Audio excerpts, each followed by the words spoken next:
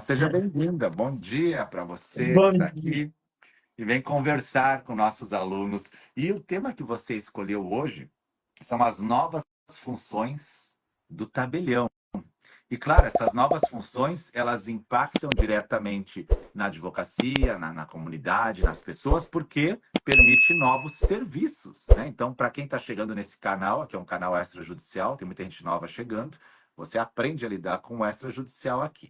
Então, vamos lá, Carol. Quais são as novas funções do tabelião? Eu sou registrador, né? Mas eu quero aprender hoje aqui.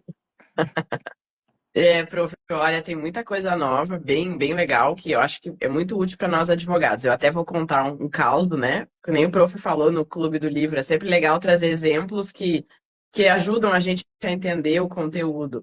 E, em primeiro lugar, essas novas atribuições foram trazidas pela famosa lei do novo Marco Legal das Garantias, né? A Lei 14.711 do ano passado. Então, ela trouxe ali as modificações na alienação fiduciária, que a Natália já trouxe muito bem para nós, ressuscitou a hipoteca, né? A falecida hipoteca ressuscitou, trazendo a possibilidade da execução extrajudicial, e trouxe, incorporou na Lei 8935, que é a lei dos tabeliões de notas, né, que fala lá das atribuições, trouxe novas atribuições, incluiu artigos novos, né, o sexto A e o sétimo A. E aí tem várias coisas que foram implementadas e que vão ser muito úteis, inclusive, para a gente na advocacia, né? Então, a primeira delas que eu vou falar, eu até já fiz um Reels no Instagram, o pessoal gostou muito da questão da escrow account, né? Hum. Que traduzindo, é conta garantia, né? É uma conta garantida, assim.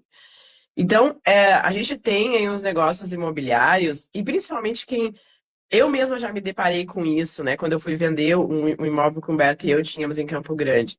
A gente, como vendedor, não quer assinar a escritura antes de receber o dinheiro. E o comprador diz, mas eu não quero pagar antes de tu assinar a escritura, né? Então fica aquilo, que vem primeiro, o ovo ou a galinha, né? Fica uma discussão. E prof, sabe que mesmo no Pix tu fica ali, não, mas eu assinei, vai que ele não me faz o Pix. Ou Nossa. eu fiz o Pix, ele vai que ele ganha um mal súbito, aqui um ataque cardíaco na minha frente e não assina a escritura. Então, esse receio é grande, principalmente quem não faz, assim, constantemente transações imobiliárias, né? E aí a escrow account vem trazer justamente uma garantia para as partes, tanto para o comprador e o vendedor nisso, né? Ela já existe lá na França. O tabelião ele passa a ser um intermediador, mais ainda, né? Ele já é um intermediador do negócio, ele é um terceiro imparcial que intervém nesse negócio.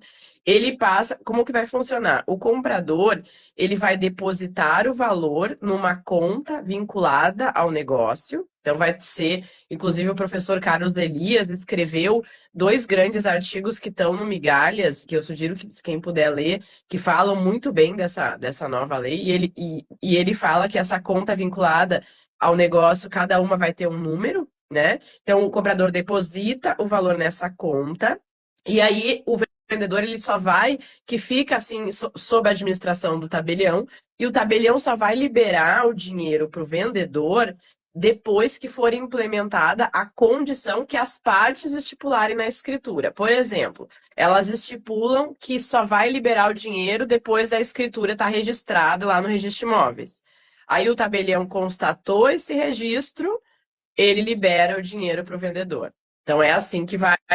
E veja que legal que quem estabelece a condição são as partes, né? Elas podem dizer não. Depois de assinada a escritura, o comprador diz, não, já estou tranquilo, pode liberar. Ou pode ser no registro. Então, é eles que vão estabelecer essa condição, dando aí uma grande, né, valorizando a autonomia privada das partes estabelecerem a condição. E aí o tabelião é que vai verificar o implemento dessa condição e vai liberar o dinheiro. Interessante, né? Esse dinheiro fica afetado ao negócio jurídico, né? Por Fica, isso que é exemplo, legal. vamos imaginar que eu deposite o valor hoje e eu vou fazer a escritura segunda-feira, né? Mas eu já depositei para garantir. E aí, de repente, entra uma penhora contra mim e descobrem que esse valor está depositado. Não poderia ser penhorado porque o valor está afetado, vinculado ao negócio jurídico, no meu entender, sabe?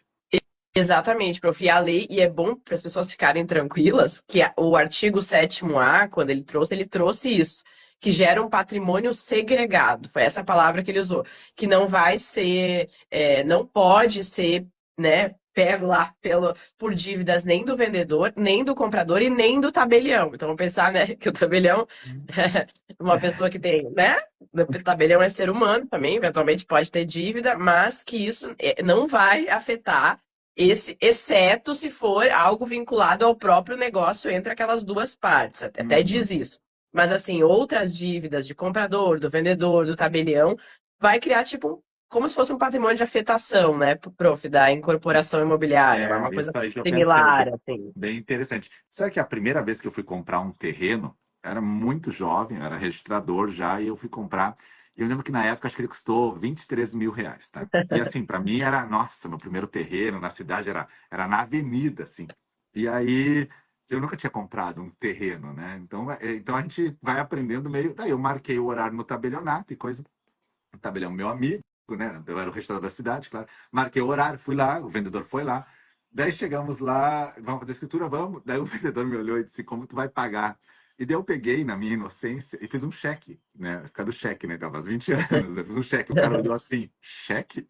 Porque se o cheque não tivesse fundos, né? E daí eu olhei para ele e fiquei pensando, e eu era novo na cidade também, mas era o registrador, né? Daí ele assim, olha, imóvel não se paga com cheque. Aí eu disse, e como vai pagar? Ele disse, não, você tem que fazer uma transferência. Eu disse, não, mas meu cheque tem fundo, eu queria falar para ele. Daí ficou um debate, assim, e daí o tabelião nos olhando, que é o meu amigo lá da cidade. E ele olhou, ele não sabia também o que falar na hora, que ele não podia dizer assim, não, vai, confia, né? E daí o cara disse, não, eu vou confiar então. Aí ele aceitou o cheque e me deu a escritura.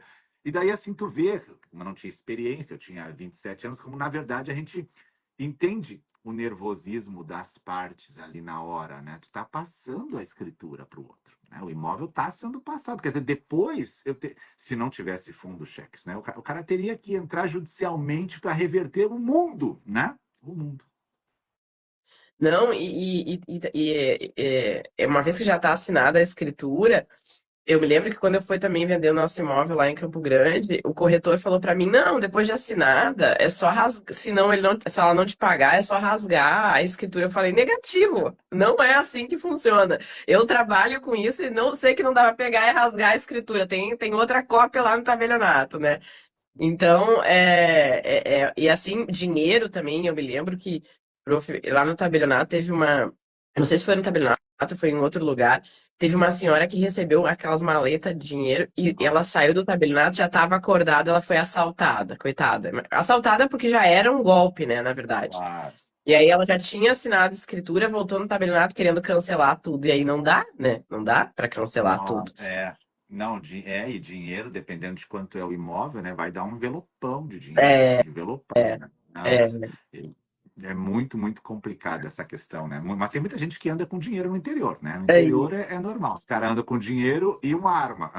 Como se fosse resolver. Agora, É, muitos, é. muitos pagamentos sem dinheiro ocorrem, sim. Alguém falou ali de cheque, eu não sei se ainda existe, na época existia um cheque administrativo, que o gerente meio que bloqueava o valor da conta para aquele cheque, né? Não sei se tu lembra disso, eu não sei se ainda tem isso hoje, né? Mas eu me lembro que era uma folhinha branca com verde, assim, que ele dava tipo, ele não era avalista do cheque, o gerente, mas ele dizia que o valor da conta estava separado para isso. Não, inclusive, quando eu vendi o nosso imóvel, eu pedi cheque administrativo. Isso. Ela trouxe um cheque administrativo para fazer o pagamento, né? Então, eu acho que ainda tem, né? Mas essa opção, mas aí tem que pedir para o banco fazer o cheque administrativo. Tu tem Não, receio que aquele cheque seja falso, vai que não é cheque administrativo é, falso. é. Então, essa conta, ela vai trazer uma garantia muito grande, Quem né? abre a conta é o tabelião, ele que vai abrir a conta específica para isso. É isso. Isso é importante dizer, essa novidade não está operacionalizada ainda, porque o CNB federal precisa fazer os convênios com os bancos para operacionalizar isso. Uhum. E aí, a sugestão, inclusive, do professor Carlos Elias, é que tenha um número de conta para cada negócio, mas efetivamente, como vai funcionar na prática, isso vai ter que ser operacionalizado ainda, né? Mas eu Porque acredito que já estão. no protesto a gente também lida com dinheiro de terceiros e é uma movimentação enorme, né? Eu ainda tenho tabelionato de protesto Então, na conta separada do protesto, entra todo o dinheiro do terceiro, mas é uma conta no meu CPF, né? E aí a equipe já dispara os pagamentos, né, automaticamente, e ficam só os emolumentos. Inclusive, há anos atrás, a Receita Federal não sabia o que eram essas contas, mandava nos notificar. O que é essa entrada de dinheiro diária, amigo? Não é meu. Não é meu. Eu só digo que se fosse meu, eu estava indo trabalhar de jatinho, né? Mas é dos outros. É, o pessoal às vezes não sabe, né, que no protesto o pagamento não é feito para o credor, né? E é feito para o tabelionato. E às vezes paga para o credor e continua o protesto, né, prof? Nossa Nossa, senhora, é muito comum seguido isso. acontece, o cara vem e diz assim, ó, paguei. Aí diz, não aparece o pagamento. Não, tá aqui, eu É, paguei. Eu disse, não, mas tu depositou na conta do credor. Ele disse, sim, é para quem eu devo. Eu disse, não, tudo bem. Mas quem tá te cobrando nesse momento é o cartório, eu preciso disso. Mas tá aqui o pagamento. Só que eu não tenho como saber se aquele pagamento é daquele título, porque o é. cara pode dever por três coisas diferentes e pagou uma. Daí eu digo, o senhor tem que ir lá no credor, pegar uma carta de anuência, que está pago. Aí começa a confusão, porque eles não querem conversar com o credor, né? Daí o credor começa, deixa eu ver se eu vou dar a carta, se eu não tive outras despesas que eu estava me lembrando agora, e aí vira uma salada o troço, e o prazo correndo, né? Né, as pessoas às vezes não sabem, já é comum acontecer isso, né? Nossa. E, prof, uma questão interessante da Scroll Account, que o professor Carlos Elias também traz, é que ele entende que antes de liberar o dinheiro, por exemplo, então o tabelião vai constatar que a escritura foi registrada. É uma constatação documental, né? Ele olha lá na matrícula e vê que a escritura foi registrada. O professor Carlos Elias fala que é importante, antes de liberar o dinheiro, que ele notifique, né, o comprador e diga: olha, vou liberar o dinheiro. Só que ele diz que as partes podem combinar que já na própria escritura, que a notificação vai ser feita por WhatsApp ou por e-mail. Não precisa mandar um sinal de fumaça, não precisa mandar uma carta ou fazer uma notificação.